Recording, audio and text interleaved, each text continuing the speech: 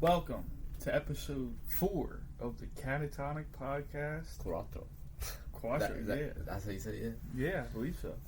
And we got your boy Marcis and George here. Mm-hmm. And what we're talking about today is something that people do every single day, and it's eating. We're talking about food. Yes. Everyday occurrences, you know what I mean? You eat breakfast, you eat lunch, you eat dinner. Exactly. But it's what we're eating is the issue. Our problem of concern today, mainly things we're going to focus on is more than harmful substances in fast food, you know what I mean? Yeah. Things that you wouldn't even think about. A big one you all probably heard of, Red 40, that's been going around online a lot. You know, stuff like that. That's our main topic today. Yeah, and how it's just destroying people's health nowadays, man. Type 2 diabetes is very common. It's becoming more common in children. Fatty liver disease that's not related to alcohol has become more common. And people are attributing this stuff to ultra-processed foods that have things like Red 40 in them, titanium dioxide. They've been pressure cooked. They have lab-made substances in them to preserve them or keep them fresh in a way, and it's just terrible for the human body. Yeah. And go ahead. Sorry. No, you go ahead, man. I was just gonna say it's almost like what we feed animals to fatten them up. Just seems like that's all we're doing to ourselves, you know. Yeah. Fattening each other up. But as to what you were saying, didn't even cut you off. No, it's all good, and it's just bad, man. They're adding titanium dioxide for a start is it's like a type of metal, and it's so small that it can go through the cell wall, and it can destroy cells at a DNA level. Really? So yeah, it's terrible. Red 40 can do something similar, but I don't know if it does it like that. Mm-hmm. But what we were looking at earlier on Red 40, how it can damage DNA. Titanium dioxide can do the same thing. Interesting. So it literally just destroys your cell walls and gets into the DNA, and almost does it modify or just harm it? Just harms it. Mm. I'm not sure if this is correct, but how I picture it is a bunch of little spikes or little BBs, I guess you could say. Yeah. Going through the DNA and just destroying it. You know what I'm saying? Yeah, got you. And you got this stuff, and it's in our food. It's in cereal. If you look at your Fruity Pebbles box right now, you're gonna see titanium dioxide in the ingredients. I'm shitting you not. That's crazy. It's in a lot of our soaps too. The way how you explain it works, it almost sounds like a cancer. You know what I mean? That's what it causes. That makes a lot of sense because it can get into your DNA and it can cause a mutation in your DNA because DNA just copies itself over and over. So if there's damage to that, it copies that damage over and over, and I guess that could cause a mutation, which could cause cancer. That makes a lot of sense, actually. Yeah, and colon cancer is becoming more common in teenagers, really? Late teenagers, 20-year-olds, college students. Yeah, and it's becoming more common, and I think it has to do with our consumption of these foods at a young age. Yeah, because I feel like it's become a lot more normalized, especially over the years, in recent years, where the quality of our foods declined. So has the rate at which we consume it, which is kind of crazy.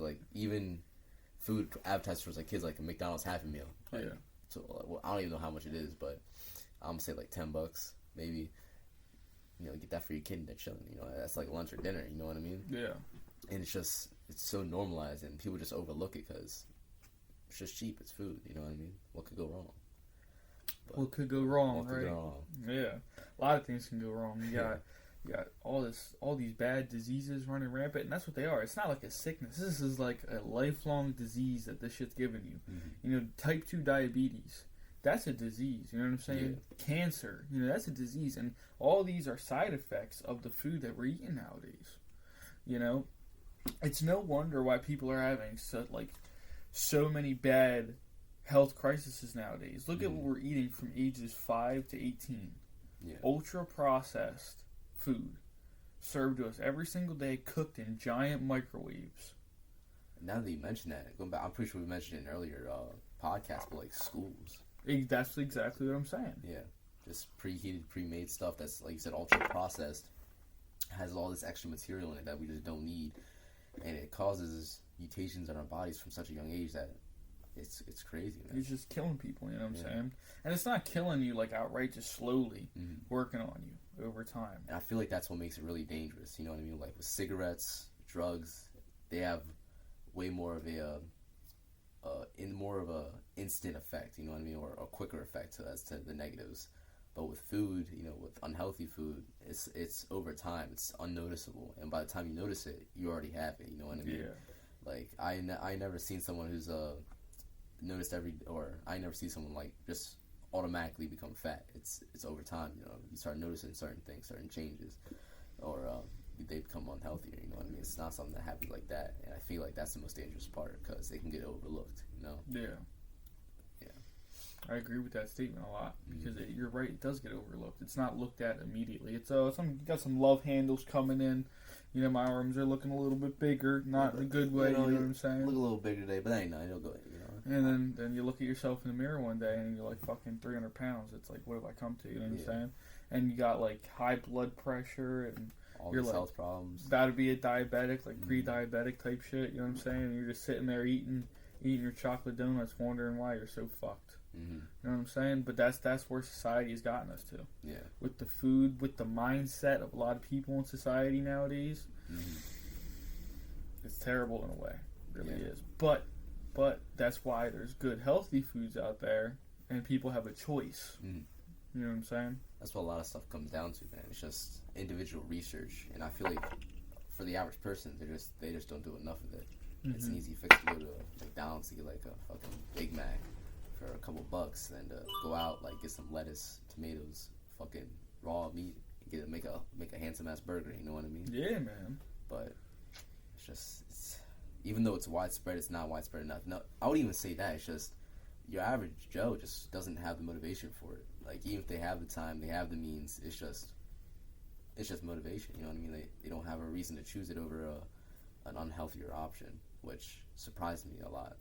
Well, I think it's not necessarily a motivation factor. I think it's more of a discipline factor. What do you mean? Like motivation, let me give you a perfect example. The other night, I'm like, I feel good. Yeah. I edit, I post 5 reels. I'm like on fire. Then the next 5 days, I had no motivation and I just sat on my ass. Yeah, we haven't even uploaded the next podcast yet. Yeah, exactly. Like we haven't even uploaded it and we're recording this one. Yeah. So I feel like motivation is when you get that little fire, like that little oomph. You know what I'm saying? I got that motivation. But then when you force yourself to do it, even when there's no oomph, when there's no fire, you force yourself. That's discipline.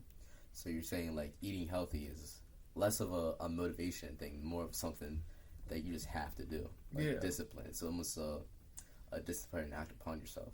But it's not something that you have to do every day. We're people. We can choose when we want to do it, when not to. Exactly. It just takes major amounts of discipline and getting uncomfortable, because eating a cheat meal once a week is harder than eating healthy every single day, because you're opening yourself up to that one cheat meal. You're giving yourself a little taste of that demon sauce. You know what I'm saying? So when you say it's harder, is it like it's harder to? I don't know how to explain, how to phrase this question.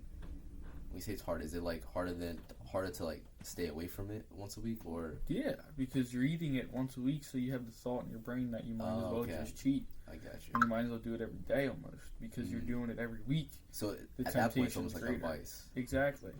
It's a greater temptation. The vice is right there. You know what I'm saying? You're already using it as a vice, so you might as well go all the way with it. But that's why it takes so much discipline just to do a cheat meal once a week. You know what I'm saying? That takes time. And then if you fuck up and you eat a bunch of calories, you know, and you're like all messed up, whatever, you know what I'm saying? Yeah. Or with anything in life, you know, running every day, but one day a week you don't run. Yeah. That's going to make it harder to run every single day the next after that, because you get that one day where it's like, and you get to chill, you know? That kind of happened to me recently. I don't know if I told you yet, but I missed my last 2 days of running. Sadly, I know. But I'm going to get back to it. Like I said, I got running shoes.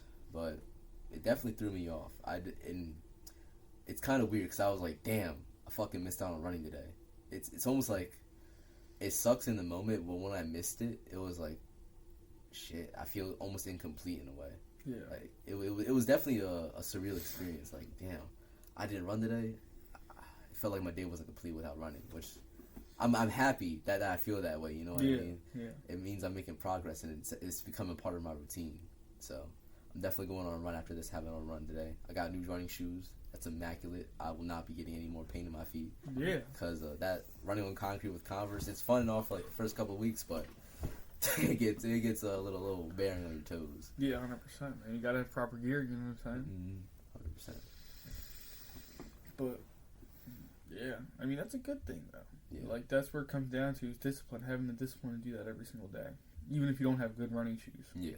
Even when you're running in the shitty shoes or the boots or whatnot, whatever you choose, the sandals some people run in. Like if I show you my Converse, they have been lived in. Like half of my left shoe is just like open. My right shoe, the back's just open. I've put them bad boys to work, so it was definitely time for a change. Yeah. But to get back to our original topic, do you think advising people to like meal prep would be a better option or an easier option for a lot of these people that resort to fast food? Like have one day out of the week to meal prep a couple meals throughout the week, and that'd be almost like their fast food for the week. You know what I mean? Have an easy, quick, and accessible meal that would just be there, and you made it yourself, so you know what's in it. Yeah. Well, I feel like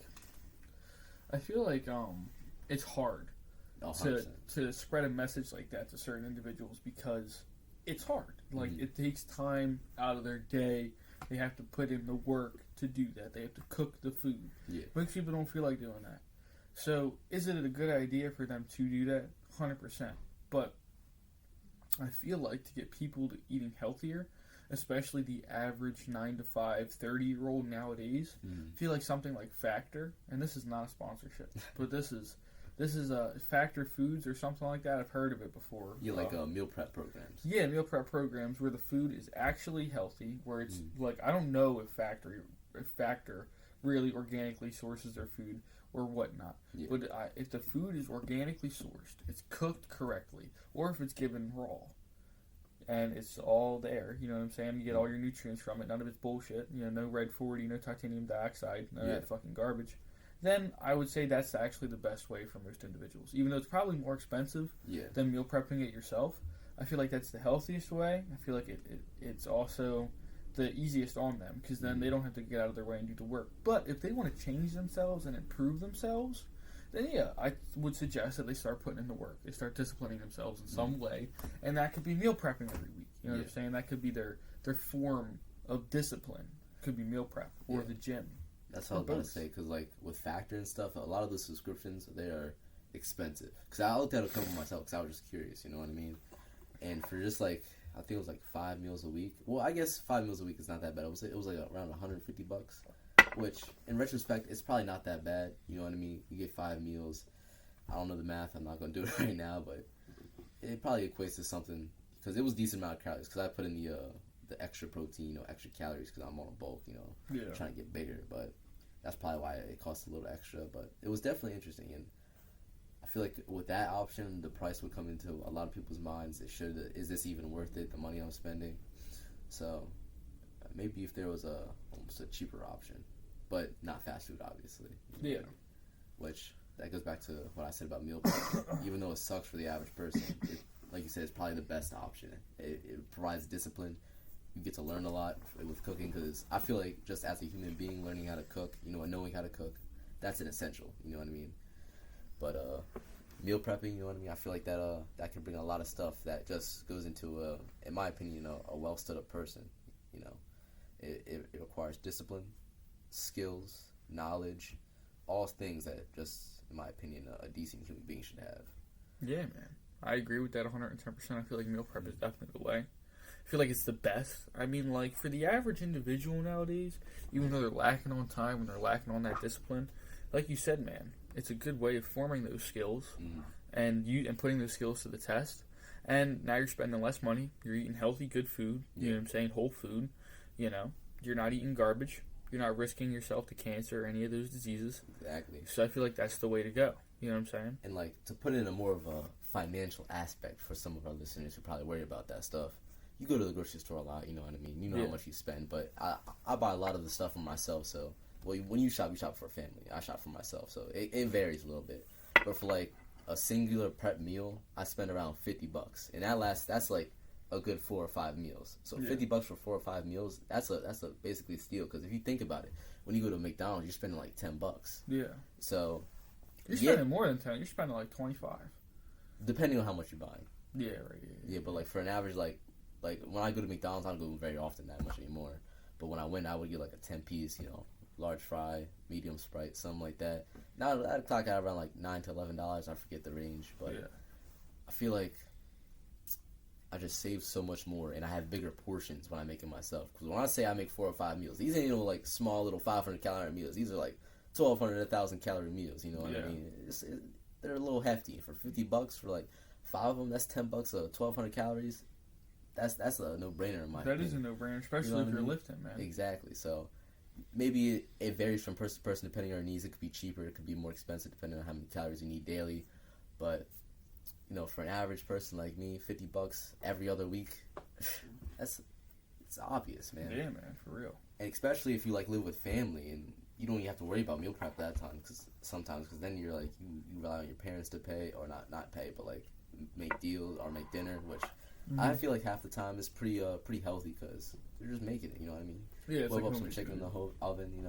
It's just a home prep meal, which is a lot healthier and a lot more loving than a McDonald's fucking burger. Well, nowadays, I noticed, like, when I used to go over one of my friends' houses, so I go over to my friends' houses, I eat dinner at both their houses. The one's mom, everything was homemade, like you just said, like what you would expect. The other's mom, half it was homemade, the other half was just freezer meals that you just cop at the store. And that's that fucked up shit. Yeah. I feel like most families be copping that Stouffer's mac and cheese once in a while. My aunt, even though my aunt's Italian, she be making everything homemade, she used to be copping the Stouffer's mac and cheese. Yeah. I moved in, I was like, yo, you know how bad that is for like, us? You know what I'm saying? And she was like, oh my God, you're right. She looked in the ingredients and all that stuff. She was like, yeah, that is pretty bad. And I was like, we could just make it ourselves, because she already knows how to make homemade mac and cheese. She's done it before. It's just sometimes you get a little lazy. And I feel like that's where it is a lot of people are lazy nowadays.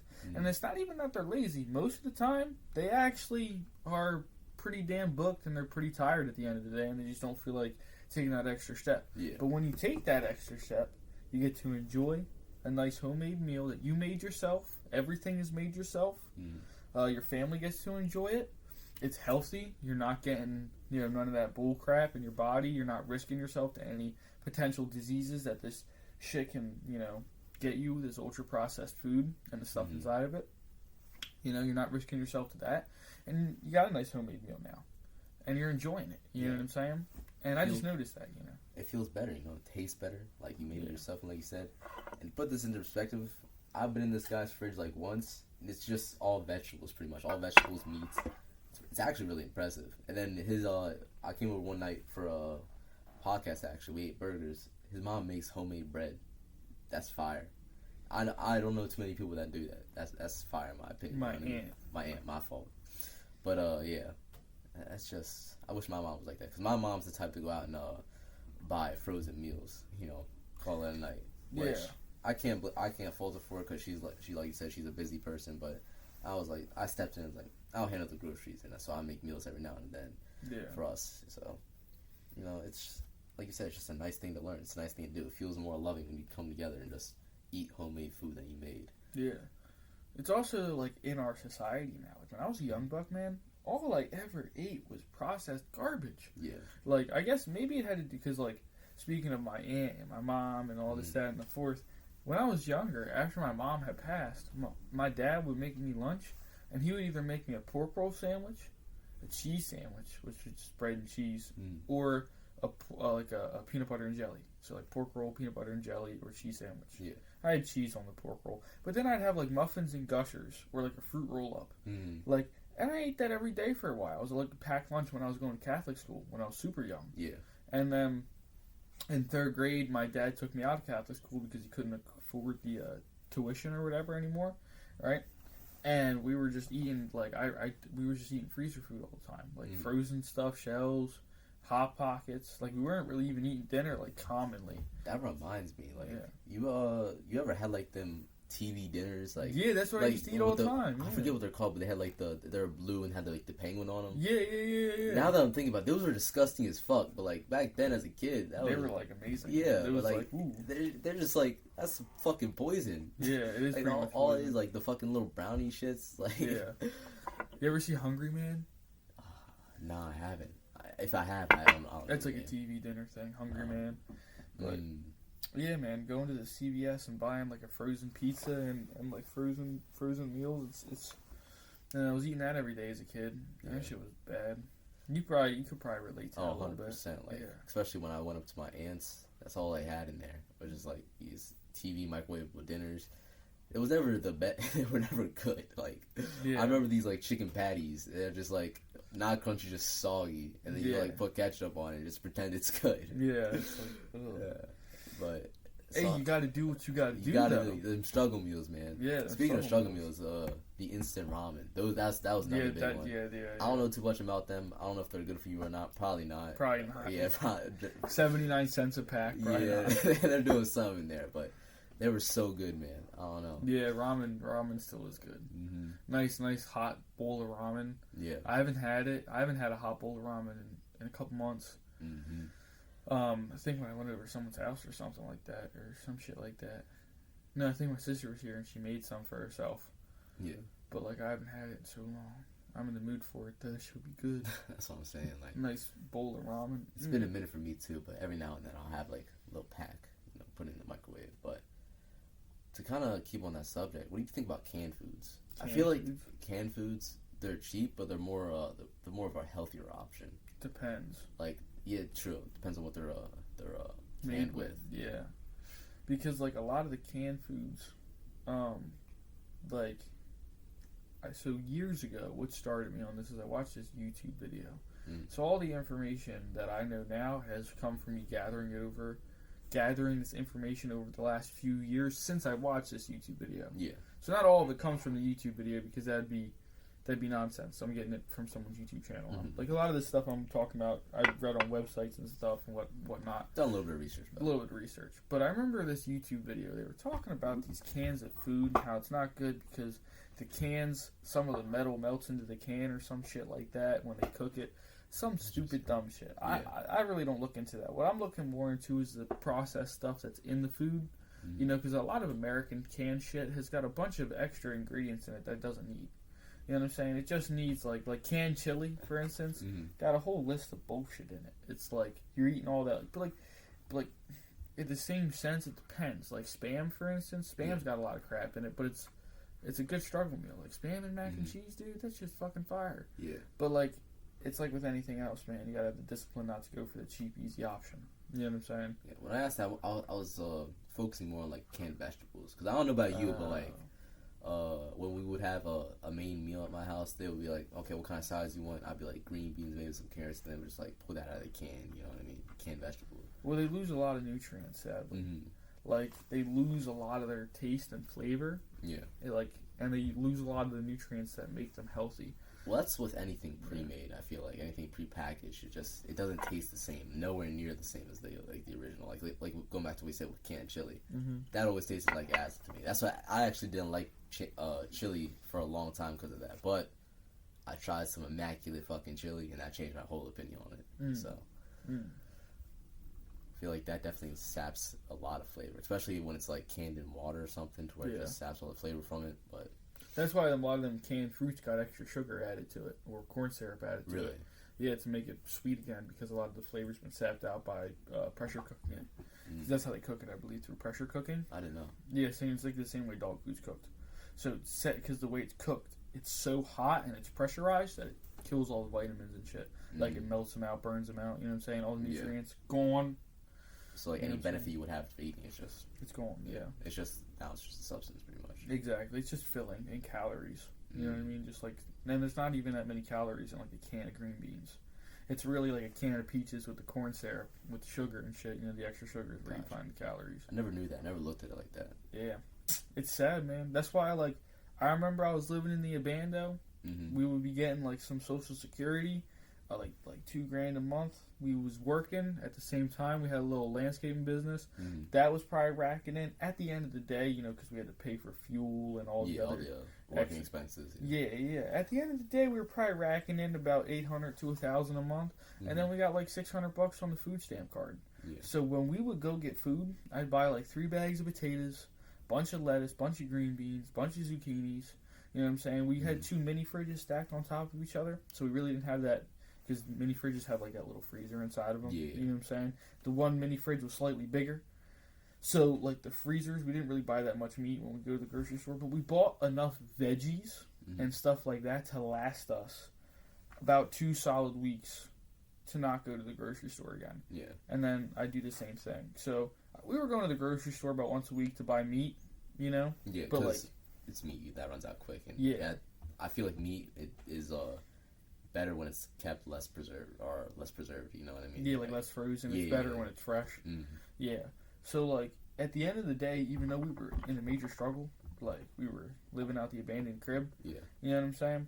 At the end of the day, we still had the capability of eating healthy. But I will be honest, by the end of the month, you know what I'm saying, there were some days because a little struggle. Yeah, because, like, when you're in that situation, but you're trying to buy all healthy food, there's going to be days where there's just nothing to eat besides, like, the bare minimum. Yeah. Like, when we first moved in there, we did not do that. Like, there was no electricity, no power, no nothing. So it was just pure struggle. So, like, when we had just, like, got off of being homeless and we didn't have a car or nothing, and we're in this fucking abandoned house that's, like, all shitty and fucked up, and we're getting our food from the gas station, of course we weren't eating healthy. We were literally eating peanut butter, just trying to get eggs, what you can get. Bacon, pork roll, exactly, just trying to get what you can get. Like gas station food 24/7, unhealthiest diet ever. But then once we got settled down and getting some money in, for about, like, most of the month, we'd always have food. And at the end of the day, if we were struggling, we still had food. We would have, like, the bare minimum basics. Yeah, maybe, like, a can or something. No, we would have pasta, and we would have fruit. Bare minimum all times. The reason being is because we had Scarlett on the weekdays, which was my brother's daughter, my niece. And she needed to, you know, have food. Yeah. Because she's a little kid. She was 4. So she needed, and she was very picky. And the 2 things that she loved were pasta and fruit. That works out perfectly. Yeah, mainly oranges, apples, and raspberries. Yeah. And, you know, pasta. So if we were struggling, like, we wouldn't have food, but the baby would. Yeah. You know? It's kind of funny you bring this up, because I went through a pretty similar situation, you know what I mean? There was a point where we didn't have electricity. We were running off a fucking car battery to power everything. And, like you said, we were getting around, like, $600-700 in food stamps a month. And, instead of, like, trying to buy, I guess, fresher foods, like, your peoples did, my peoples just kind of, like, spent it on, like, sodas, maybe, like, 1 pack of water in the house at all times. Like, that's all we had, just maybe a pack of water. But we had, like, fucking mountains of Mountain Dew and fucking different flavors of goddamn Mountain Dew. I hate Mountain Dew now because of all that shit. But, like, we would always buy frozen foods, canned goods, maybe a rack of ribs from time to time, a whole lot of ground beef, and maybe a sack of potatoes. And that, like, lasts us the month. And as you can imagine, not all that's healthy, and it goes by quick. So, like, around half the month, we're just pretty much fucked until, like, the other food stamp shop again. Really? Yeah. And so, I don't know if you guys ever did this, but we would go to, like, food banks, and that's just more processed food in, like, little baggies of food. Like, maybe it was, like, wet chicken with water or some shit. Maybe a little bag of chili. And that's what kept us going for the next month, which, not a way to live, like you said, just unhealthy shit. So, I guess in that aspect, I was a little less fortunate with how my parents decided to handle the food situation. It was just, their mind was more of a quick and easy thing, something they could cook up around dinner. And, yeah, it just sucked, because all that food just tasted like ass. It's processed, it's just, but, I will say this. It did help me with my creativity when it comes to being in the kitchen, you know, being able to whip up something.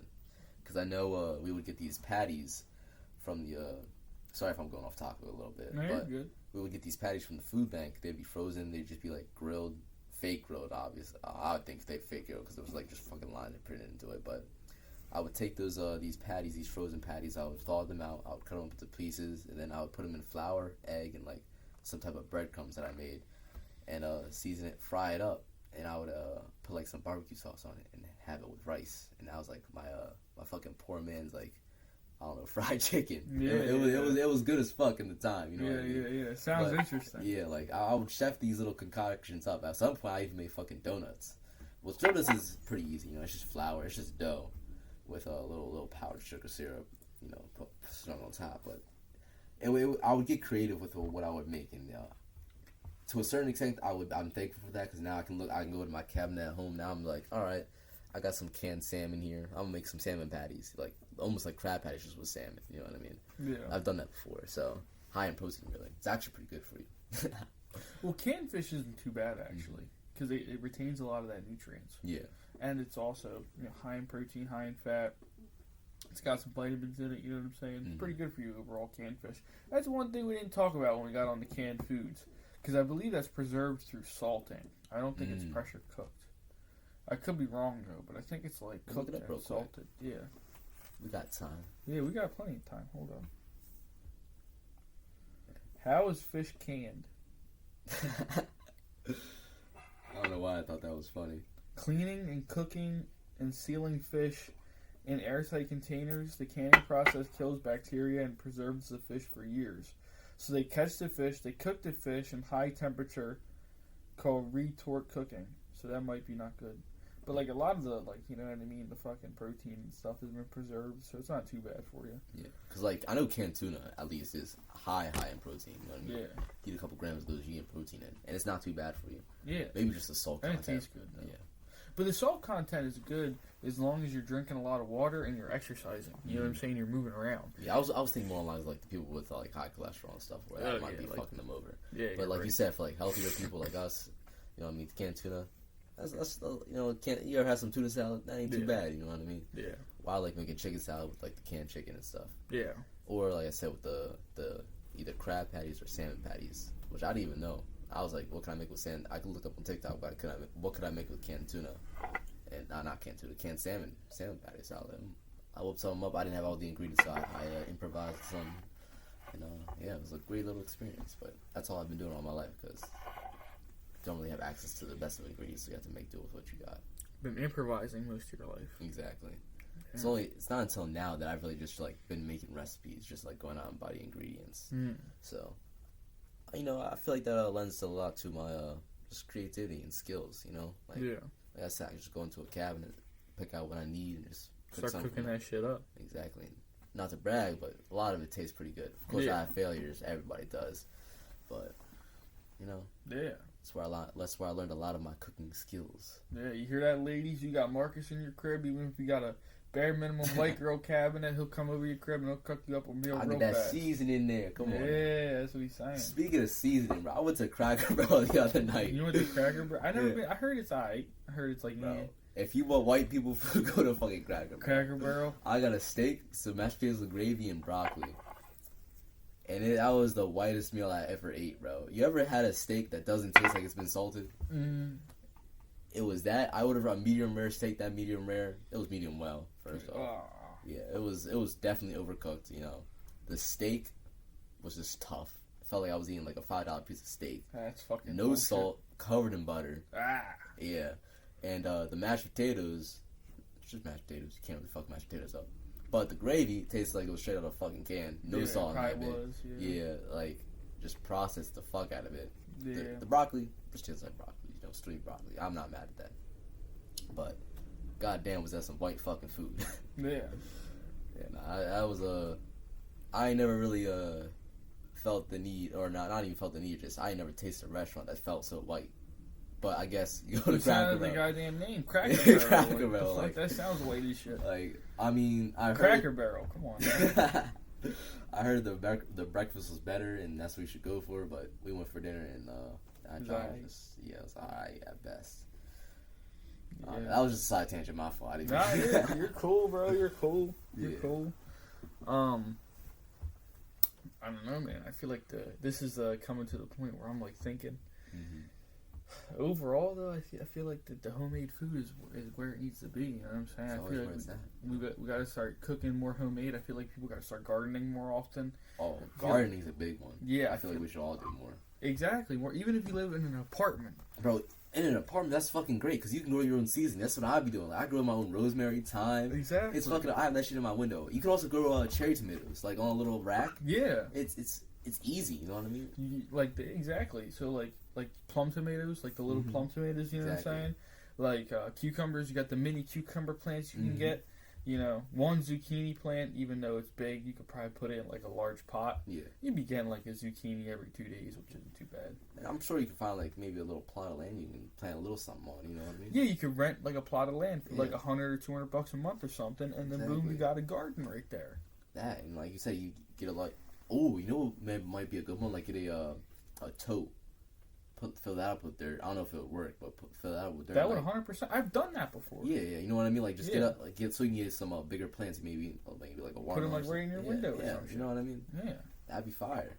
And then now you got homemade. You got plants that you grew, so you're not like paying towards the factory farm industry because factory farming doesn't just happen with animals; it happens with plants as well. Yeah, you know, plants are all raised all like in a tight area, and it's destroying forests and all this. It's not like sustainable and whatnot. You know, tomatoes from like I don't know, God knows where, and they're destroying the rainforest and whatnot, like South America or something. You know what I mean?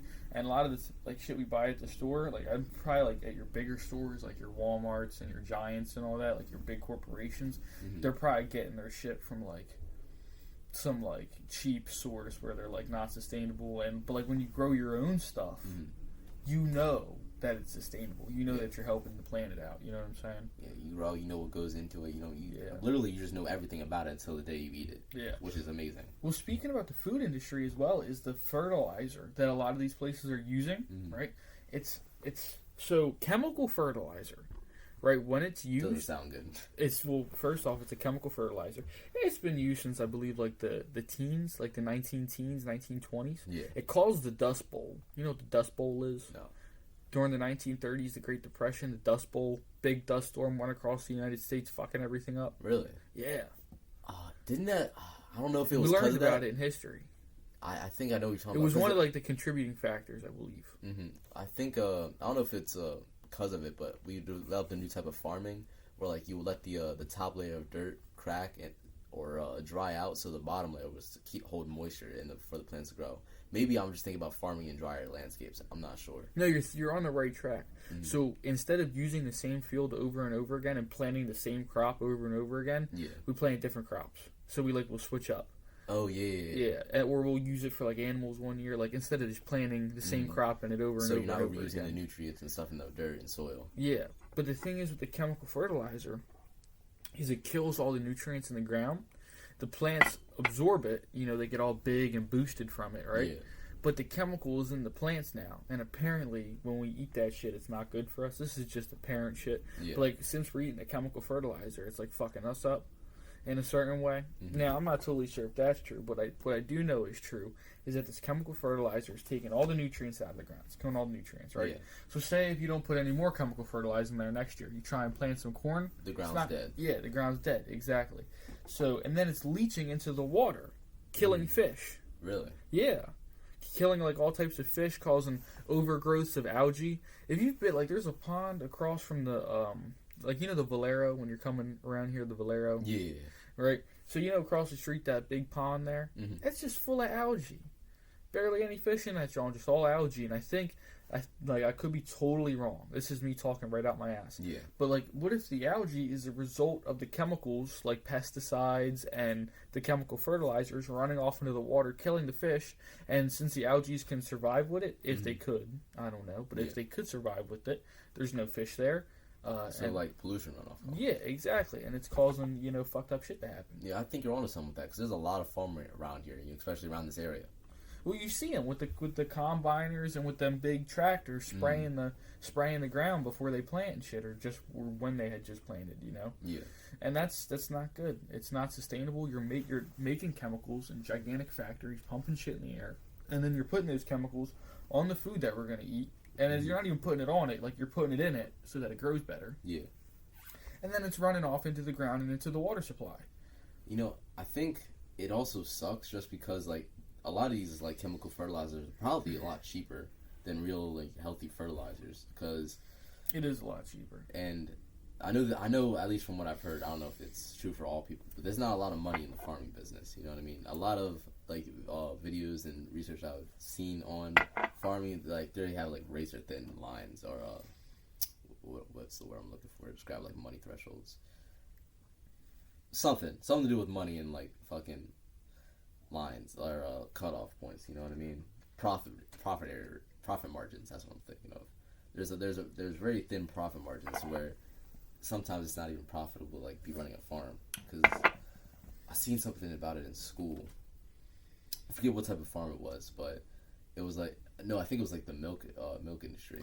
Yeah, last year in animal science, I learned that the milk industry wasn't doing too well. Most like family dairy farms. I think it was in food science that I learned about that, the milk industry, and how like there's virtually just no money in it, but we rely on it so much.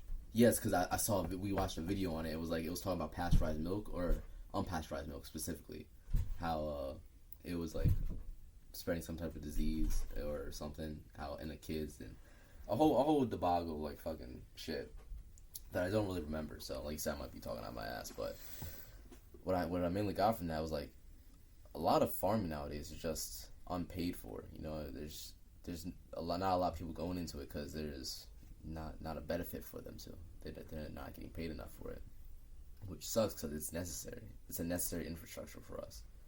You know what I mean?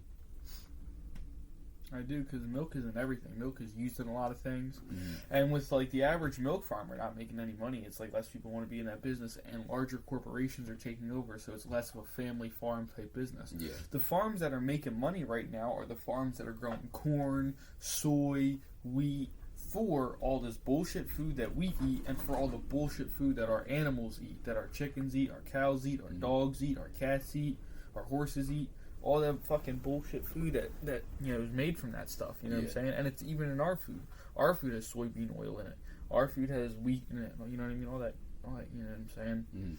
Wheat isn't necessarily too bad. You know, wheat bread. You know, we need wheat for most things. Yeah. But soy and corn. You know, you don't need necessarily high fructose corn syrup when you got cane sugar. Yeah. Even though it's cheaper because it's right here, less transportation. Cane sugar is healthier, and it's more pure. Yeah, it's more pure. It's like a more pure form of sweetener, of glucose. You know what I'm saying? So, I guess that leads us to, what are we talking about, dude? I just went on a tangent about the fucking corn and the farms, the farming industry. Yeah, I got, my brain fucking it's all the same topic, it's fine. Yeah, like, it just went, but, like, it went blank.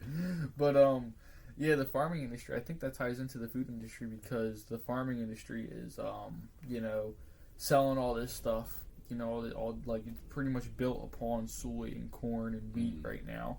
You know, those are the farms that are making money. You know what I'm saying?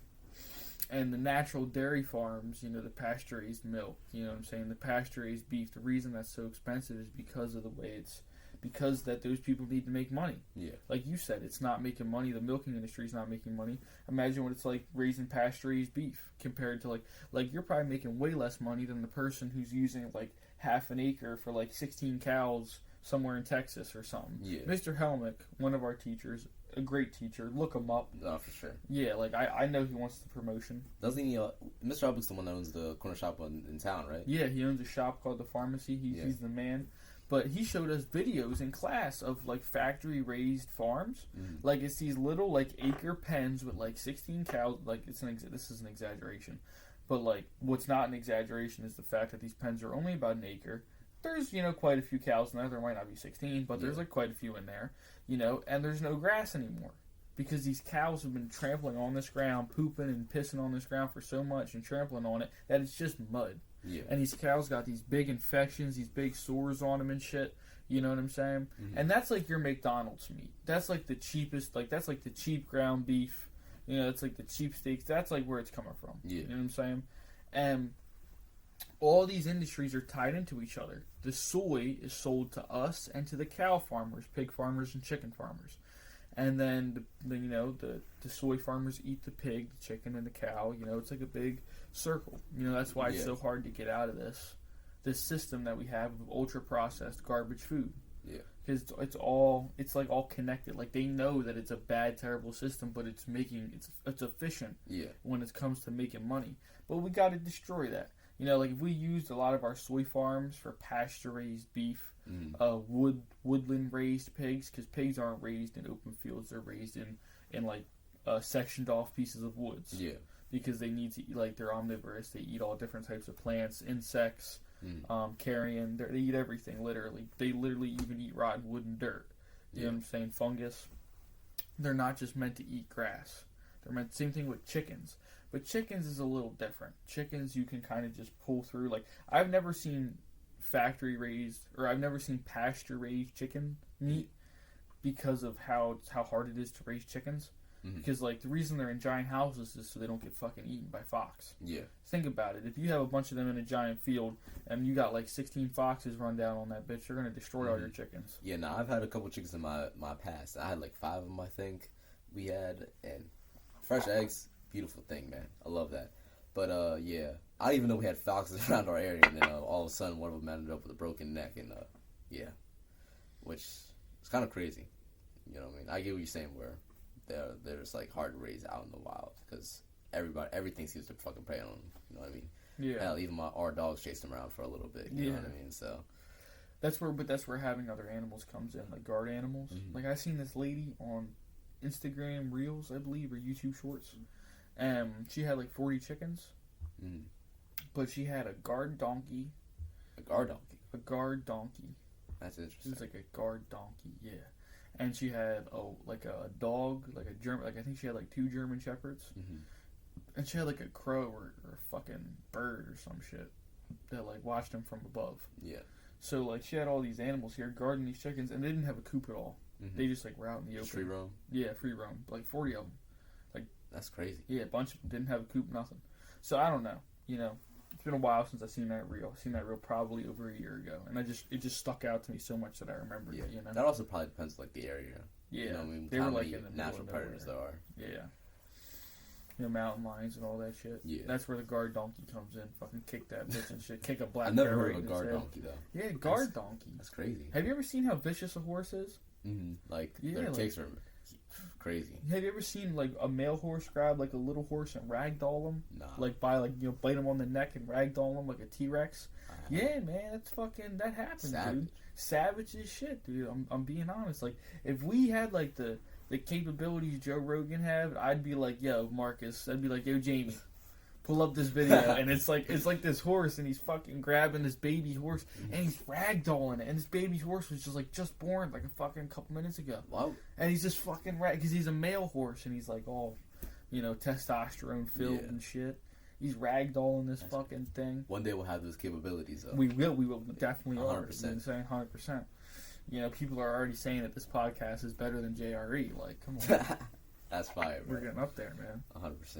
One podcast at a time. Podcast. But yeah. That's fire.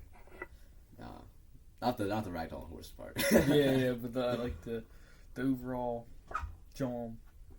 I'm getting ready to have my garden this year shortly. That's fine. Me and my aunt plan to plant. We're planning on planting a lot. We're gonna have 4 different plots. So we got we have a plot over there with a couple beds. One of them already has strawberries in it. We're gonna plant some tomatoes and peppers, jalapenos, bell peppers, long Italian peppers. I will be buying jalapeno and bell peppers off you, just to let you know. Okay, thank you. Because I'm pretty sure we talked about this a little while ago. Yeah. Selling produce and stuff. So if y'all want some vegetables, hit my man George up. You know what I mean? I'll have it. You know, anything you want, he got. Exactly. We'll have tomatoes, plum tomatoes. Tomatoes. Wait, what kind of tomatoes? You said plum tomatoes? Yeah, like we're gonna have like them regular big like leaf tomatoes, and then we're gonna have plum tomatoes. We might have some cherry tomatoes, but like last year we had a bunch, and we just had so many. That because I love like the plum tomatoes. I love them. They're just juicy, fresh. I love it, especially for like sandwiches. Oh my god, a good tomato on a fucking sandwich. It's bang. It hits, bro. It does hit, man. And I used to not like tomatoes. Same, bro. But then like over time, you like, damn, wait, they might be onto something. Yeah. Enough ketchup, and you start to realize some things. Yeah, because it's like, what's the point of ketchup when you can get a tomato? Exactly. Like, why take this red 40 dyed substance when I can just like go to the stores. You know what I mean? You Have something fresher. You get a real tomato, you know, and it's nice on like a burger, man. Like a tomato with some fresh lettuce, dude. tomato on burger, little pickles, dude. Yes. Like it's like it balances the meat. And it's like the it's cheese meant out. to be almost. It did. I mean, God made a burger for a reason. A burger's a burger that for a reason that way, you know. So definitely for a reason, 100%. You know, but other than that, I'm gonna have some zucchini, some eggplant, some butternut squash, some spinach, kale, broccoli. Broccoli. What's that? Broccoli. We say broccoli broccoli rabe. It's like I don't know that one. Before the broccoli gets like big and grows like the big heads of broccoli, it grows like little flower heads, and it's like soft. It's like a green. It's almost got like a kale texture. I think I've heard of that. Yeah, it's pretty common. Pretty common. No, because I've seen an ad for this like website that sells like thrown. Not I don't want to say thrown out produce, but like the produce that doesn't make it into the big markets, where it's like that has some defects. I think they were talking about that. It's almost like it's sweeter almost. Yeah, it has like a sweeter, more bitter flavor. Yeah. It's like if you don't cook it right and you get it like when it's premature, kind of like it'll have a very bitter flavor. But then you know, like as it ages a little bit, it'll have a little bit of a sweeter, less bitter taste. But the bitter is still there, so it's more of an acquired taste vegetable. Gotcha. You know what I'm saying? Have that. We're gonna have potatoes, sweet potatoes, watermelon, cantaloupe, honeydew, cucumbers. Got the whole arsenal. Yeah, bro, because, like, I don't want to fucking buy food. Carrots, you know what I'm saying? I want to Stardew Valley? That's what it sounds like right now. I want to start, like, my own, because when I'm older, I want to have, like, a homestead out in the middle of nowhere. Yeah. So I figured this is, like, my training. It's my training arc right now. And how big's your farm or garden area? So we got the one over there, which is, like with available space that we're going to use, probably, like, 15 by 10, like 10 by 15. Yards or feet? Feet, like 10 by 15 feet. And then, like, over here a little bit more, probably be like 10 by 20. And then over here, probably be like 30 by 30, like 30 by 30, 30 by 40. Right out here in the front? Like, like pretty much like right there, like in the front yard. That'll be like where all the melons, like all the vine, you know, like the melons and the cucumbers. Fruits. Yeah, the bigger fruits and vegetables. And then over there will be about like a 10 by 20, 10 by 20, 10 by 25. That'll be for like the squash, the corn. We're gonna have corn, beans, green beans. That'll be for that over there. For those of you who don't know where my boy lives, that's like basically he's explaining his entire property is just a garden. Yeah, that's the whole goal. Me and my aunt were talking about it from my uncle. My uncle was like, "When did you guys think about telling me this?" And we were like, Now. And then he was like, "Well, like who's voting on this? Like, you know, like what?" And then we were like, "It's 2-on-1. You know, we're already doing this." And he was like, "Okay." I mean, it's fresh fruit. Really nothing to complain about that. Exactly. And me and my aunt want to plant fruit bushes and fruit trees along the front fence, like that split rail fence. Yeah. Plant some fruit trees and fruit bushes out front there and stuff as well. That's good. Yeah, man. Got some big plans this summer. Yeah. I like your laptop. It's nice. Yeah. I mean, like I said, it's only $280. Not too bad. I definitely have to do some research though, because a lot of the times, like when you buy a laptop or something of that low price, you know, it can be shit. But this one, it runs smoothly. I really got it just because I wanted something to stream online with, like for videos. This now, you know, it's good for that. I don't do no major editing. I take all the footage stuff back to my big PC so I can handle all that because I have like way more storage on there. Yeah. Also, when we start taking this further, I want to get a dedicated camera for it. I agree. And also SSD cards because those are like hella good for just storing a whole bunch of like videos and footage on. Yeah. Because obviously the cloud only has so much storage. I'm pretty sure we've run into problems with that already. You know what I mean? Especially with the Google Drive. Yeah. Sending videos back and forth. So if we could have SSDs, both of us could have the raw footage, and we just have that. You know what I mean? So that's definitely the direction we got to start moving in. Yeah. But I feel like we should start filming some more YouTube videos too. Yeah, 100%. Some more content, like going to the gym. Camping. Go out camping. We should film a video when we go out to the woods. I'm down with it. This is all future content in the works. But yeah, man. Like I said, the pool video when we have more. What's the word? People, yeah. I couldn't think that word. More people on the podcast to get more opinions because that's something we just have to do. Yeah, we need to get Rory on here. We need to get your boy Josh on here. 100%.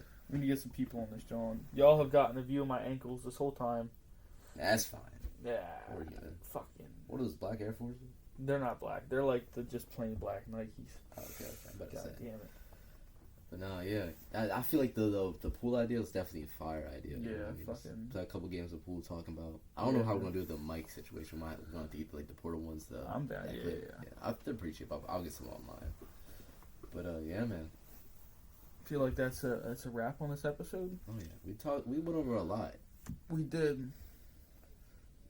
Yeah, I guess that's the end of episode 4 of the Catatonic Podcast. Yeah. Thank y'all for watching. Thank y'all for watching. Yeah. And if Marcus got a dime for every time I said fucking bullshit food in this podcast, he'd be rich. I might just be a millionaire. Yeah, for real. All right. See y'all later. See y'all later. Have a good night. Peace. Yes, sir. That was a good podcast, man. That was nice. I fuck with it. I feel like